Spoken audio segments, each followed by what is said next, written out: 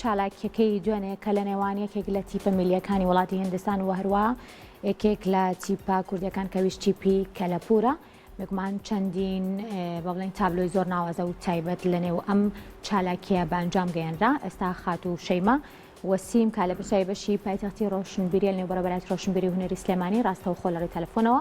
لەگەڵ مەخات و شەیمە ئەگەر گوێویستی منی سڵاوت لەبێ. سڵاو دەروونخان دەستخۆشی بۆ جەناب و بۆ کەناڵی کورسات بەڵێ پێشتریش گوم لە جەنابتان و بەزیار بوو سەڵکی من نەهات فەرموون. بەڵێ خات شێمە ئەگەر باسێک لە چالاکیەکە بکەین و هەروەها بە ئەنجامگانی چالاکیە و کۆنتاکتەی کە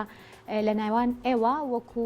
بەشی پایتەختی ڕۆشنبیری لە نێو بەرەبەراتی ڕۆشنبیری هونەری سلێمانی و هەروە کۆنتاکتی کە یکەن لەگەڵ وڵاتانە تا چەند گرنگە بۆ شاری سلێمانی؟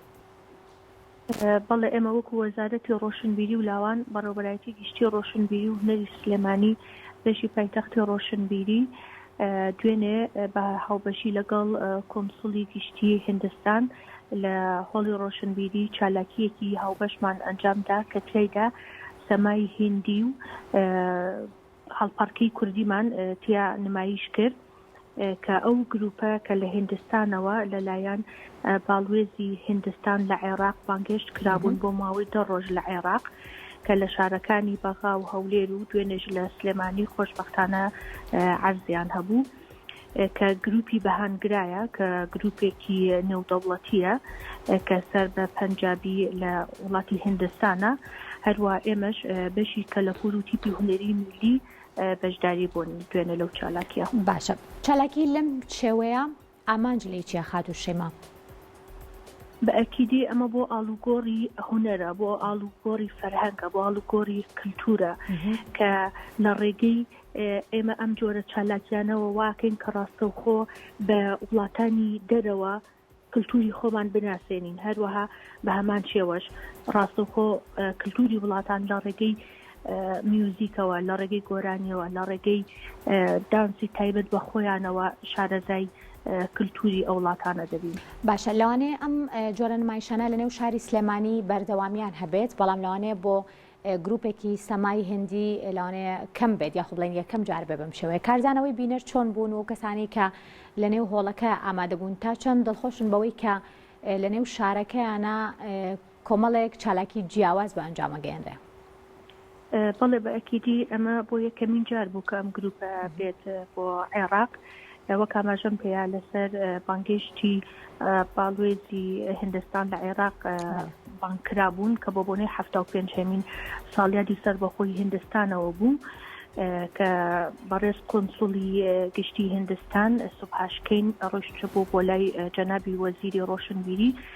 داوایان کردبوو کە ئەم چالاکیە بێنە سلێمانی و خۆشبەختانە ئێمەش وەکو پایتەختی ڕۆشنبیری چالاکیەکەمان گرتە ئەستۆ و لەسەر ئەرکی وەزارەتی ڕۆشنبیری دوێنێ ئەم چالاکیەمان بە ئەنجام گەیاند. باشە گرنگیدان بە چالاکی لەم شێوەیە بە تایبەتیش لە نێو پایتەختی ڕۆشنبیریە تا چەند گرنگە بۆ ئەوەی کە بەڵێن کاری هونەری وەک خۆت ئاماژەت پێکرد فەرهەنگی کلتوری و ئاڵوگۆڕی کلتوریش لە نێو ئەم شارەیە بەردەوامی هەبێت.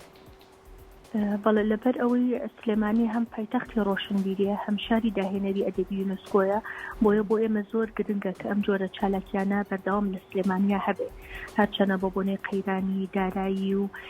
ئەم پەتانەی کە بڵاو بوونەتەوە جۆرە چالاکیەکان کەمتر بوونەتەوە بەڵام ئێمە وامان کردووە هەر بەردەوام چالاکیەکان هەبێت چالاکی ئەدەبی و هونەری ڕۆشنبیری کولتوری لە هۆڵەکان بەردەوام نمایش هەبێ بۆ ئەوەی کە بەفعلی بیشانی بین سلێمانی بە ئەکیدی شایەنی ئەو نازناوانەیە. دوێنێش کە جەماوەرێکی زۆر هاتبوو بۆ بینینی نمایشەکە خۆشبەختانە چەنا کەسی حزبی و حکومی و لایەنی پەیوەندیدار ئامادە بوون لەو ئیڤێنتی دوێنەمانە کە هەر خۆشبەختانە دوێنێ باڵوێزی گشتی هندستان و لەگەڵ قۆنسوڵی گشتی هندستان داوایان لە گروپی بەشی کەلەپور و تیپی هونەری میلی کرد کە ئەوانیش سەردانی هندستان بکەن بۆ ئەوەی ئەو چالاکیە جوانەی کە دوێنێ پێشکەشیان کرد لەوێش بە هەمان شێوە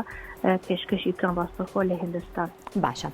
خەت شێمە پێم خۆشە بزانم ئێوە بەڕێستان وەکو بە بڵێن لە پرسایی بەشی پایتەختی ڕۆشنبیری لەنێو بەرەبەرات ڕۆشنبیری و هونەری سلێمانیا تا چەند گرنگی بەم بابەتانە ئێنواتە تا چەند ئەرکە لەسەر ئێوە بۆی کە بتوانن کۆنتاکت لەگەڵ ئەم وڵاتانەیە دروستکەن بە تایبەتیش لە ڕووی فەرهەنگی و کلتوری و هونەریەوە کە ئەم چالاکیانە بەردەوامیان هەبێت هەنگاوەکانی ئێوە بۆ ئایندە چییە؟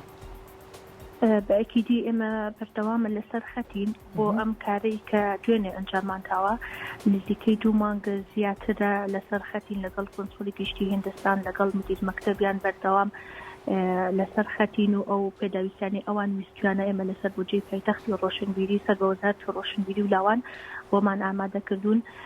بە هەمان شێوە ئێمە ئۆفیسی ئەدەبی یونسکۆمان هەیە لە پارێزگای سلێمانی کە ئەویش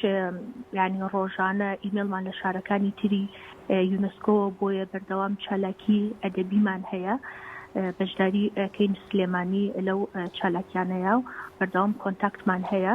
وەکەو بوو پێشتریش ئەم ساڵ وەکو ڕۆژی جیهانی وەرگێڕانمان کردەوە کە پرۆژێک بوو لەگەڵ شاری مانچستەر و بەردەوام لەسەر خەتین و ئێستاش پرۆپۆزەڵمان تەقدیم کردووە بۆ چەندەها کاری جوان کە شایستەی سلێمانی بێت. بە هیوای بەردەوامی و کاری باشتر و کاری جوانتر زۆر سپاس بۆ بەڕێز خات و شەیما وەسیم لە پرسیاری بەشی پایتەختی ڕۆشنبیری لە بەرەبەراتی ڕۆشنبیری و هونەری سلێمانی دووبارە سپاس بۆ بەڕێزت.